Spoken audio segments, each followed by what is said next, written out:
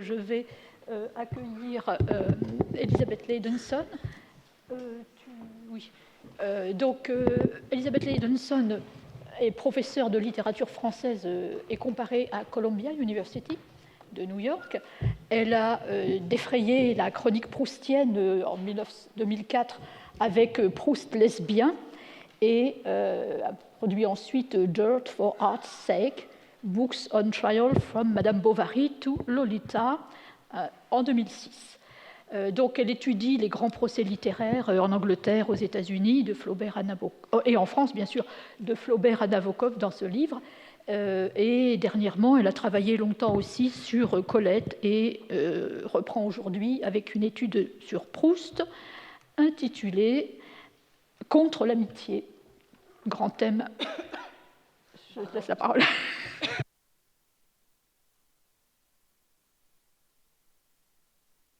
Micro, d'accord. Vous m'entendez? Donc, pardon. Je tiens à remercier Antoine Compagnon, Françoise Leriche et toutes les personnes que je devrais remercier. Merci, je suis ravie d'être là. Et je suis consciente du fait que je suis tout ce qui vous empêche d'aller déjeuner, donc j'essaierai de ne pas m'éterniser. Je vais essayer peut-être d'abréger un tout petit peu. Bon, contre l'amitié. D'accord. Un jour, en juin 2017, je me trouvais dans la gare Montparnasse à flâner dans une des petites librairies lorsqu'une vision arrêta mes pas. Il s'agissait d'une grande pile de livres par un certain Marcel Proust intitulée « La lecture est une amitié ». Regardant de plus près, j'ai vu que le volume, publié chez Le Castor Astral, faisait partie d'une série intitulée « Les Inattendus ». En effet, j'ai trouvé ce livre inattendu, voire déconcertant, et cela pour deux raisons. Premièrement, je croyais connaître relativement bien la liste des œuvres de Marcel Proust, qui ne contenait pas, à ma connaissance, un volume intitulé « La lecture est une amitié ». Et deuxièmement, croyant connaître relativement bien les œuvres de Proust, je trouvais ce titre non seulement inattendu, mais improbable, car le titre semblait suggérer quelque chose dans la lignée de ce qu'on a appelé la bibliothérapie, sous-genre à cheval entre le self-help et le commentaire autobiographico-littéraire. Ce genre, très populaire aux États-Unis depuis quelques années, et aussi en France depuis peu, a justement été inauguré en 1997 par How Proust Can Change Your Life de Alain de Botton, traduite en français presque immédiatement après sous le titre Comment Proust peut changer votre vie. La lecture est une amitié par Marcel Proust semblait être la réponse par Proust lui-même à l'invitation d'Alain de Botton. Pas besoin de regarder ailleurs, tout ce dont vous avez besoin est contenu dans le volume même. Proust peut changer votre vie en devenant votre meilleur ami. Mais pour Proust, croyais-je avoir compris, la lecture n'était pas une amitié, mais plutôt un instrument d'optique. Et d'ailleurs, Proust n'avait-il pas plutôt dénoncé que prôné l'amitié? Ne comprenant plus rien, j'ai acheté le volume. Il s'est avéré être un recueil, l'intégrale, des préfaces écrites par Proust. Et après quelques recherches, j'ai réussi à identifier la provenance du titre dans Journée de lecture. Donc, moi aussi, donc la préface de sa traduction de Sésame et les listes de Ruskin. Et c'est datant de 1905 et puis publié en 1906. Dans cet essai, comme on le sait, Proust décrit les lectures absorbantes et jouissives de l'enfance en une anticipation de plusieurs passages dans le Congrès, comme l'a déjà dit Françoise Leriche, avant d'entreprendre une critique de la vie de Ruskin sur la lecture. Selon Proust, l'écrivain anglais surestime l'importance de la lecture pour la vie spirituelle, tout en méconnaissant la nature. Je cite, « La thèse de Ruskin, écrit-il, nous pouvons la résumer assez exactement par les mots de Descartes, que, il cite, « la lecture de tous les bons livres est comme une conversation avec les plus honnêtes gens des siècles passés qui en ont été les auteurs ». Fin des deux citations. Proust n'est pas d'accord, surtout parce que, contrairement à Descartes et à Ruskin, il rejette la conversation et l'amitié dont elle est l'activité emblématique comme modèle désirable d'interaction humaine. Selon Proust, la lecture est à la fois différente et en fin de compte moins utile que ce que prétendent Descartes et Ruskin après lui. Voici donc le passage dont l'expression « la lecture est une amitié » a été tirée dans l'essai sur la lecture pour faire le titre de ce recueil. Je cite sur la lecture, « Sans doute l'amitié qui a égard aux individus est une chose frivole et la lecture est une amitié. Mais du moins, c'est une amitié sincère, et le fait qu'elle s'adresse à un mort, à un absent, lui donne quelque chose de désintéressé, de presque touchant.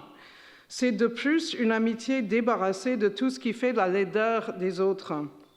Comme nous ne sommes tous, nous les vivants, il y va fort, hein? Comme nous ne sommes tous, nous les vivants, que des morts qui ne sont pas encore entrés en fonction, toutes ces politesses, toutes ces salutations dans le vestibule que nous appelons déférence, gratitude, dévouement et où nous mêlons tant de mensonges sont stériles et fatigantes.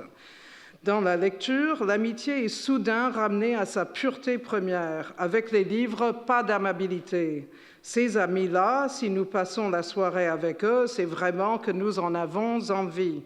Eux, du moins, nous ne les quittons souvent qu'à regret. Proust continue dans la même veine et remarque par exemple qu'avec Molière, contrairement à nos amis vivants, je cite, « Nous ne rions de ce qu'il dit que dans la mesure exacte où nous le trouvons drôle.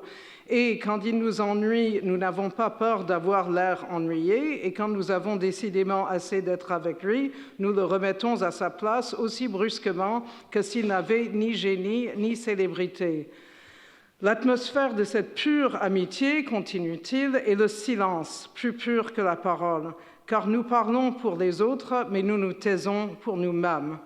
Fin de citation. Voilà donc le grand avantage de la lecture sur l'amitié selon Proust. Un livre, cela se fait facilement remettre à sa place. Les êtres humains, par contre, c'est encombrant, c'est fatigant, il faut rester poli, cela fait du bruit. En somme, on perd son temps avec eux et il vaut mieux rester chez soi à lire un bon livre.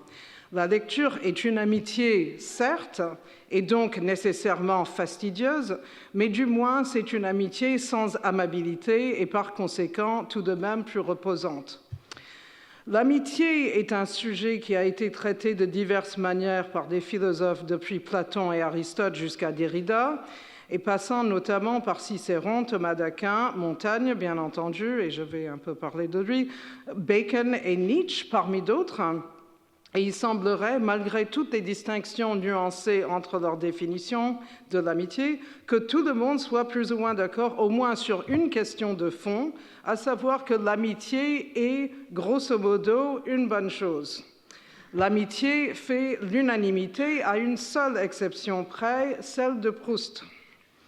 Dans son épilogue intitulé « L'amitié de Proust » au volume « Proust et ses amis », publié en 2010 à la suite du colloque de 2008, Jean-Yves Thadier explique que, je cite, « Proust est véritablement obsédé par l'amitié, qui est un des principaux thèmes de l'œuvre. Dans la recherche, il emploie 1498 fois le mot « ami » et ses dérivés, 232 fois le mot « amitié », au singulier ou au pluriel, c'est-à-dire beaucoup plus, peut-être 10 fois plus que dans la moyenne des textes littéraires modernes. On peut le considérer comme un des principaux théoriciens de l'amitié, à la suite de Platon, Aristote, Cicéron et de Montaigne, dont, sans d'ailleurs jamais le citer, il prend le contre-pied. Fin de citation. Et Thadier d'ajouter, il écrit un véritable contra amicitiam. Mon sujet aujourd'hui est donc ce contra amicitiam virtuel et paradoxal qui ressort de la recherche. Pour avoir une idée préliminaire de combien et pourquoi l'amitié est un sujet compliqué chez Proust, c'est-à-dire à la fois pour Proust l'auteur et l'individu, son narrateur, son lecteur et ses commentateurs, on n'a pas besoin d'aller plus loin que la chronologie dans le premier volume de la Pléiade, où nous apprenons qu'en juillet 1896, je cite, « Proust se lie avec le jeune Lucien Daudet, son amitié avec Reynaldo Hahn n'est plus que de l'amitié. » Voici une illustration de la nature de la difficulté. Son amitié avec Reynaldo Hahn n'est plus que de l'amitié. C'est que le mot amitié, venant plus ou moins directement du latin amicitia, partage sa racine avec le mot amor, amour, et d'ailleurs le verbe est le même dans les deux cas, aimer faisant office de toutes sortes d'amour en français, contrairement au vocabulaire latin même, qui distingue davantage entre différentes espèces d'amour, quoique beaucoup moins que le grec avec ses agapé, philia, eros, etc. En anglais, la distinction semblerait nette entre love et friendship, les deux mots venant de deux racines germaniques différentes. Mais en fait, même si le vocabulaire semblerait présenter une échappatoire utile, le problème demeure.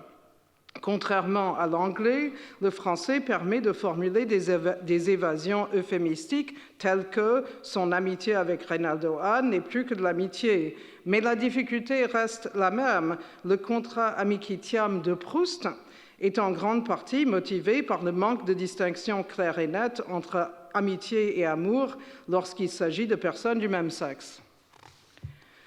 L'on pourrait en effet extraire toute une contribution à l'anthologie philosophique sur l'amitié en assemblant les petits essais sur ce sujet qui sont parsemés dans la recherche. Voici l'argument de base articulé par exemple dans le deuxième volume. Je cite « Seul, quelquefois, je sentais affluer du fond de moi quelqu'une de ces impressions qui me donnaient un bien-être délicieux. Mais dès que j'étais avec quelqu'un, dès que je parlais à un ami, mon esprit faisait volte-face et c'était vers cet interlocuteur et non vers moi-même qu'il dirigeait ses pensées. Et quand elle suivait ce sens inverse, elle ne me procurait aucun plaisir. » Fin de citation. Non seulement est-ce que l'amitié nuit à la productivité spirituelle et artistique, ce que le narrateur souligne dans les passages comme celui-ci, et que, contrairement à la lecture qui nous permet de prendre contact avec des morts à la fois intéressants et absents, les relations amicales avec des amis vivants et présents ne sont même pas agréables. Comme le passage que je viens de citer, les dénonciations de l'amitié dans la recherche se trouvent presque toutes dans À l'ombre des jeunes filles en fleurs, à l'exception près d'un renvoi dans Le côté de Guermantes II, où, s'étonnant que quelqu'un comme Nietzsche ait pu célébrer l'amitié, le narrateur caractérise ses plaisirs comme étant, je cite, « d'une qualité si médiocre qu'elle ressemblait à quelque chose d'intermédiaire entre la fatigue et l'ennui. » Fin de citation. Ici comme ailleurs, la dénonciation de l'amitié dans le roman et en fait tout le discours sur l'amitié est quasi exclusivement, en fait je crois que j'ai dit quasi, mais en fait c'est exclusivement lié aux relations du protagoniste avec Robert de Saint-Loup. Cette dernière observation que je viens de citer sur Nietzsche précède la description pourtant exaltée de la soirée au restaurant où Saint-Loup court acrobatiquement sur les banquettes pour apporter un manteau à son ami de peur qu'il n'ait froid. Mais l'exaltation est à la fois soulignée et mitigée par la conclusion. Je cite, « Pour lui comme pour moi, ce fut le soir de l'amitié. Pourtant, celle que je ressentais en ce moment, et à cause de cela non sans quelques remords, n'était guère, je le craignais, celle qu'il lui eût plu d'inspirer. Tout rempli encore du plaisir que j'avais eu à le voir s'avancer au petit galop et toucher gracieusement au but, je sentais que ce plaisir tenait à ce que chacun des mouvements développés le long du mur sur la banquette avait sa signification, sa cause, dans la nature individuelle de Saint-Loup peut-être, mais plus encore dans celle que, par la naissance et par l'éducation, il avait hérité de sa race. Fin de citation. Ainsi, même cette scène, le soir de l'amitié, qui représente l'apogée du dévouement amical dans le roman, est revue sous l'égide d'une appréciation esthético-raciale pour éviter de mettre en question la distinction rigoureuse entre amour et amitié et la théorie de l'amitié comme cul-de-sac des relations humaines. De cette manière, l'amitié est toujours, en principe, contrastée avec l'amour. L'amour proustien, c'est-à-dire l'obsession érotique qui s'exprime par la jalousie et le désir impossible de prendre possession de l'être aimé en pénétrant son intériorité psychique. Toute tentative de vraie communion entre personnes vivantes et présentes étant vouée à l'échec dans l'univers proustien, l'amour est dépeint comme improbablement productive, contrairement à l'amitié, précisément dans ce qui comporte de futilités évidentes. Manifestement, l'amour ne peut mener à rien, ce qui veut dire que l'amant est forcé de prendre conscience de l'impossibilité des relations humaines, ce qui est bien. Contrairement à l'amitié, qui donne une fausse impression de communication réelle et représente par conséquent une pure perte de temps, l'amour, par sa stérilité même, incite donc à l'autocontemplation solitaire qui seule peut conduire à une fécondité spirituelle. Avant la rencontre avec Saint-Loup à Balbec dans le 2e volume, il n'est pas beaucoup question d'amitié en tant que telle. En fait, la confusion entre amour et amitié est déjà en évidence dans le premier volume, mais dans le sens plus banal, ou du moins plus simple, de l'infatuation du héros pour Gilberte, avec laquelle il joue tous les jours en tant que camarade, mais dont il est tombé éperdument amoureux. Le résultat est ce qui est présenté comme une amitié non réciproque, ce qui est en principe un oxymore. Je cite, « Dans mon amitié avec Gilberte, c'est moi seul qui aimais. » Fin de citation. Ici, la confusion entre amitié et amour reflète pleinement le flou des relations entre les deux jeunes camarades, encouragé aussi par l'ambiguïté inscrite dans le verbe « aimer », le tout avec une couche supplémentaire de litote style grand siècle. La grande histoire d'amour-amitié débutant avec Gilberte est responsable de la plupart des occurrences des mots amis au masculin et au féminin, et amitié dans le premier volume, puisqu'en dehors des élucubrations du narrateur à propos de Gilberte, il n'est presque pas question d'amitié du côté de chez Swann du tout, ce qui serait étrange si l'explication ne l'était encore plus. C'est que le protagoniste, enfant ou jeune adolescent, ne va pas à l'école. Ou plutôt, il va à l'école, puisqu'il le mentionne de temps en temps en passant, mais n'en parle pas. L'école est étrangement absente du roman, et avec elle, les camarades d'école, sauf Bloch. Bloch, qui fait sa première apparition au milieu de Combray, est en tant qu'ami à peu près le contraire de tout ce que célèbre Aristote, Montaigne et compagnie quand ils chantent les louanges de l'amitié. Bloch, c'est l'ami qui vous veut du bien, comme dans le film, l'ami ennemi, frenemy, comme on dit en anglais. Il commence par offenser la famille du narrateur de diverses manières, y compris en suggérant que la sévère grand-tante a eu un passé galant, fait office d'entremetteur sexuel en menant son ami au bordel et en l'assurant que toutes les femmes ne pensent qu'à ça, et finit par incarner une grande variété de caractéristiques déplaisantes d'un bout du roman à l'autre. Il est, par exemple, à la fois un snob vulgaire et juif arriviste, tout en tenant des propos antisémites sur la plage de Balbec. En somme, il a tout pour déplaire. Bloch est le premier ami que le narrateur nous présente, ainsi que le seul qui l'accompagne de manière plus ou moins constante, de manière intermittente en fait, mais consistante, jusqu'à la fin. Et de surcroît, ce personnage comique et quelque peu répugnant représente l'unique camarade de classe mentionné par son nom et presque la seule trace de l'école dans le roman. L'absence de l'école dans la recherche se comprend mieux dès qu'on jette un coup d'œil sur les écrits de jeunesse de Proust. surtout sa correspondance d'adolescence, ou qu'on ouvre l'œuvre incomplète et fragmentaire des années 90, qui a été publiée de manière posthume sous le nom de son protagoniste, Jean Santeil.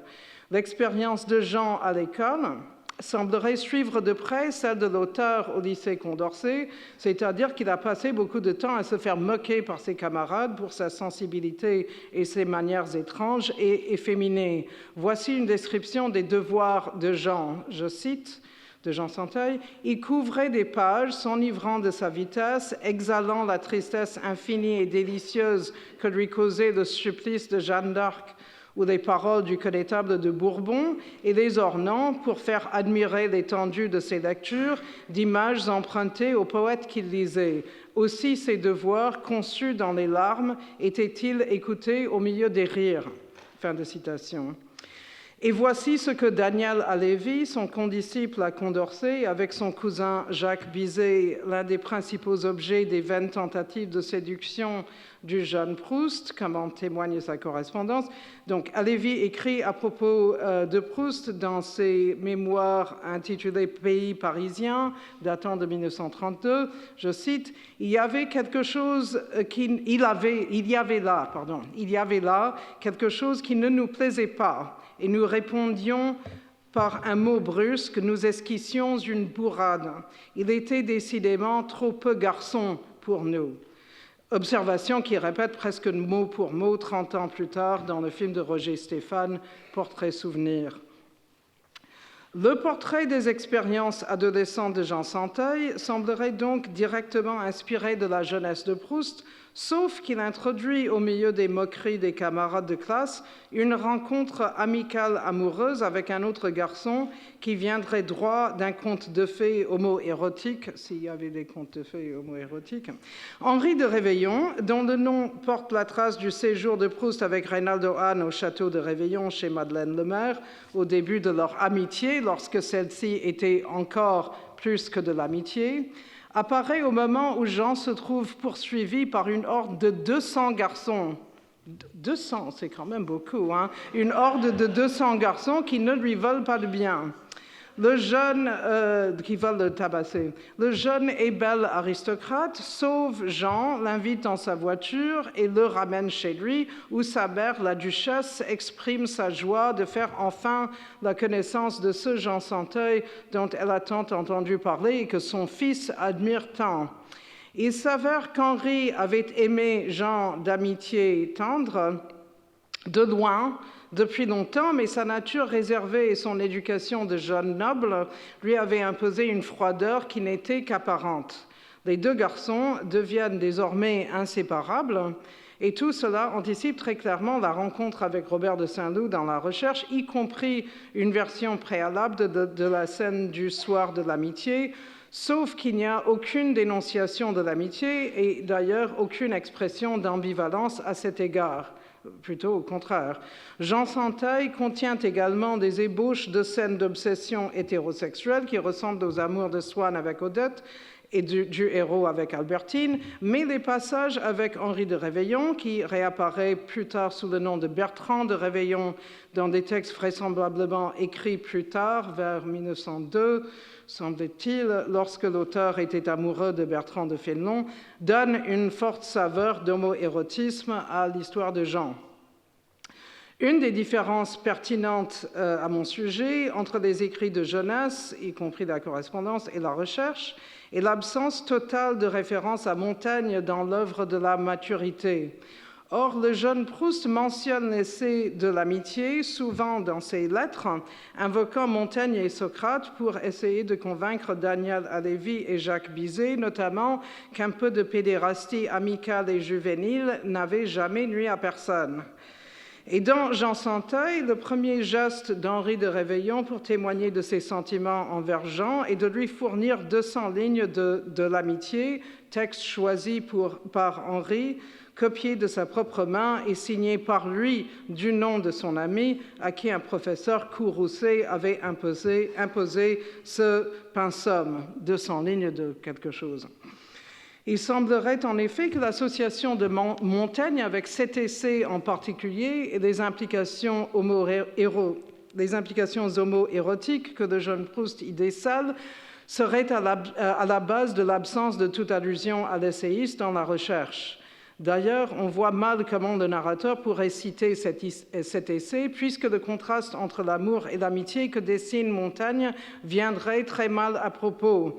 Je cite de l'amitié, « Ainsi, ces deux passions sont entrées chez moi en connaissance l'une de l'autre, mais en comparaison jamais. La première, amitié entre hommes, maintenant sa route d'un vol hautain et superbe, et regardant dédaigneusement celle-ci, amour entre hommes et femmes, passer ses pointes bien loin au-dessous d'elle. » Fin de citation. Il est vrai qu'il ajoute obligatoirement que cette autre licence grecque est justement abhorrée par nos mœurs, mais pour Proust, le tout ne fait pas son affaire. Le nom de l'essayiste est évoqué une seule fois dans les esquisses reproduites dans l'édition de la Pléiade, dans un paragraphe que Proust avait déjà rayé avant de rejeter le passage en entier de Sodome et Gomorrhe.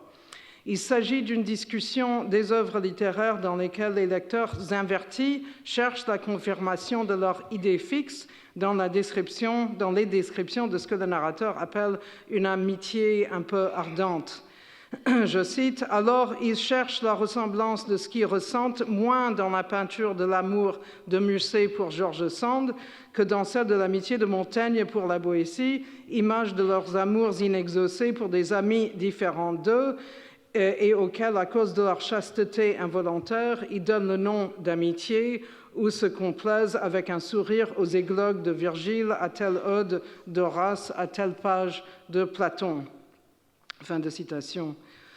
Dans une lettre à Daniel Halévy en 1888, quand Proust avait 17 ans et le destinataire 15 ou 16, Proust avait écrit « Je te parlerai volontiers de deux maîtres de fine sagesse qui dans la vie ne cueillirent que la fleur, Socrate et Montaigne. » C'est donc assez clairement à cause de cette association que le narrateur n'évoque jamais Montaigne, et lorsqu'il veut s'étonner qu'un philosophe ait pu surestimer l'amitié, c'est à Nietzsche plutôt que Montaigne qu'il a recours. Mais il ne faut pas oublier que Daniel Halévy, de lycéen aux beaux yeux pâles, deviendra le biographe et le plus éminent spécialiste français de Nietzsche. Il est donc possible que dans l'esprit de Proust, le nom de Nietzsche même ait pu évoquer de manière indirecte ses engouements adolescents. Ou bien c'est simplement une coïncidence. J'ai quelques minutes, il me reste quelques... Oui, ok. Ou bien c'est simplement une coïncidence, mais en tout cas, il existe une autre coïncidence remarquable liée à tout cela, dans le fait que les deux objets de poursuite amoureuse de Proust lycéen, Halévy et son cousin Jacques Bizet, étaient les fils des auteurs de l'opéra Carmen, puisque le refrain de l'air « L'amour est enfant de Bohème »,« Si je ne t'aime pas, tu m'aimes » et « Si tu m'aimes, prends garde si je t'aime, prends garde à toi », pourrait servir de devise à tout le système de l'amour dans la recherche. L'amour, du moins en principe, est dépeint comme un jeu de stratégie à somme nulle, c'est-à-dire précisément ce que nomme Carmen en termes de relations amoureuses dans cette chanson. Dans un jeu à somme nulle, le gain de l'un est égal à la perte de l'autre et la somme des gains et des pertes est toujours égale à zéro. Dans Jean Santeuil, l'amour hétérosexuel est déjà conforme à cette règle, mais l'amour-amitié entre garçons ressemble plutôt aux amours des contes de fées, où tout le monde gagne à la fin dans une relation pleinement réciproque et ils vécurent heureux même s'ils n'eurent pas d'enfants. Dans la recherche, par contre, comme on l'a vu, l'amitié perd son côté jouissif et se voit dénoncée comme une perte de temps ressemblant à quelque chose d'intermédiaire entre la fatigue et l'ennui. Mais l'amitié avec Saint-Loup garde néanmoins la trace de la structure amoureuse de « si tu ne m'aimes pas, je t'aime » et « si je t'aime, prends garde à toi », puisque le héros attend avec enthousiasme de connaître le neveu de Madame de Villeparisis, se sent blessé quand ce dernier l'accueille froidement, et puis lorsqu'il comprend que la froideur de son nouvel ami n'est que réticence aristocratique, et Saint-Loup lui fait des vœux d'amitié ardents, C'est à ce moment-là que le héros commence à estimer qu'il serait à la fois plus agréable et plus utile de rester seul et que l'amitié n'est qu'une perte de temps. Avec Saint-Loup, en effet, il se comporte plus ou moins comme Odette, Gilberte ou Albertine, ou bien Morale, c'est-à-dire comme l'objet d'amour qui se désintéresse de l'amant et au fur et à mesure que celui-ci témoigne de son ardeur. Ce que je voudrais, donc la distinction entre l'amour et l'amitié est déjà floue, sans commentaire théorique, parce que ça nuirait à la théorie qui est là. Ce que je voudrais essayer de suggérer, je crois que c'est assez clair, c'est que le contrat amicitiam qu'on peut extraire de la recherche est en grande partie motivé par un effort de conjurer le sort homosexuel. Il semblerait que Proust avait compris à quel point les passages sur l'amitié entre Jean et Henri, et plus tard Bertrand de Réveillon, répandaient un parfum de pédérastie juvénile, et afin de pouvoir inclure une représentation et interrogation théorique de l'inversion dans son roman définitif, il devrait prendre soin d'éviter ce genre de suggestions. Il a donc systématiquement accompagné son portrait de Robert de Saint-Loup, avatar du jeune Réveillon, et l'amitié du héros avec lui d'une dénonciation éparpillée de l'amitié, théorie et pratique. Je suis donc tentée de conclure en disant que l'essai contre l'amitié contenu dans la recherche s'explique entièrement par la peur chez l'auteur de se démasquer en tant qu'homosexuel et ainsi compromettre à la fois sa réputation personnelle et l'envergure universelle et universaliste de son œuvre. Mais ce ne serait pas tout à fait exact. Jean Santeuil, roman écrit à la troisième personne, est précédé par un cadre narratif dans lequel un narrateur, à la première personne, donc, qui correspond plus ou moins avec Proust, fait un voyage avec un ami, qui correspond plus ou moins avec Reynaldo Hahn, selon des indications biographiques, en Bretagne. À l'hôtel, au bord de la mer, ils reconnaissent un auteur célèbre qu'ils idolâtrent et réussissent à faire sa connaissance. C'est une anticipation, évidemment, de ce qui deviendra la rencontre avec Elstir dans Un nombre des jeunes filles en fleurs. L'écrivain, pudiquement baptisé de l'initiale C, leur donne un manuscrit que Jean accepte de faire publier beaucoup plus tard, quand il apprend la mort de C, et c'est cela, l'histoire de Jean Santeuil. J'ai presque terminé. Proust ne semble pas avoir contemplé l'imprudence du projet de présenter son roman comme le fruit de la maturité d'un grand écrivain, mais tant mieux pour nous. La rencontre avec C contient une remarque qui démontre que j'aurais eu tort d'imaginer que les dénonciations de l'amitié dans la recherche ne sont que le produit des efforts de Proust pour sauvegarder sa bona fides hétérosexuelle. À un moment donné, C explique au narrateur pourquoi il n'écrit jamais de lettres d'amitié, équivalent belle époque de Facebook, paraît-il. Je cite, « Il est considéré comme des sortes de paratonnerres qui tirent à l'esprit son électricité et ne lui permettent de s'accumuler jusqu'à ces véritables orages intérieurs où peut seulement jaillir le véritable éclair de génie, où la parole humaine prend une puissance qui la fait retenir au loin comme le tonnerre. » Fin de citation. Voilà donc ce que le narrateur de la recherche ne peut pas dire directement, puisque cet argument contre les lettres d'amitié est attribué à un auteur célèbre. Il peut exprimer la base tacite de la dénonciation de l'amitié. Il contient le langage des éclairs de génie que la première personne ne peut pas se permettre.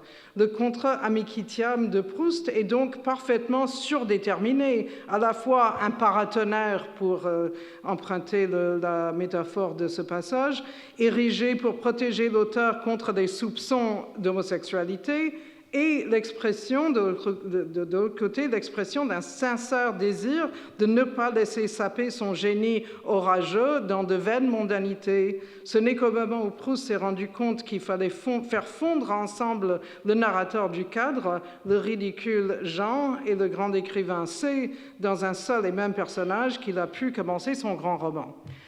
Voilà.